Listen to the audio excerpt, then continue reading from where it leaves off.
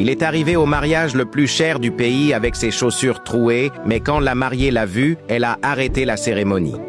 Voici la suite de l'histoire de Moussa. Après avoir été viré de son travail de gardien de parking, Moussa n'avait plus rien. Mais il a décidé de suivre son destin et de se rendre à cette invitation mystérieuse. Il a lavé sa seule chemise propre et a marché des kilomètres pour atteindre le palais où se déroulait le mariage. À l'entrée, le choc est total. Le directeur de l'hôtel qui l'avait licencié était là, lui aussi invité. En voyant Moussa, il s'est mis à rire aux éclats devant tous les invités prestigieux. « Regardez ce mendiant, tu penses pouvoir entrer ici? Retourne garer des voitures. » Le service de sécurité a voulu jeter Moussa dehors, mais au même moment, un silence de mort s'est installé. La vieille dame de la voiture en panne est apparue au sommet du grand escalier. Elle n'était plus en haillons, elle portait des bijoux d'une valeur inestimable. Elle n'était pas n'importe qui. C'était la veuve du fondateur de l'Empire hôtelier, la femme la plus respectée du pays. Elle a descendu les marches, a ignoré tous les ministres et les riches hommes d'affaires et a pris le bras de Moussa.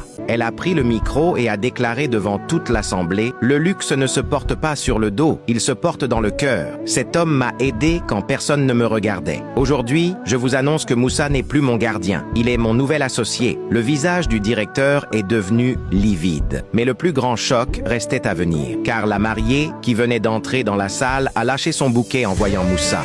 Pourquoi la mariée est-elle si choquée de voir Moussa? Quel est le lien secret entre eux? Écris mariage en commentaire pour la partie 3.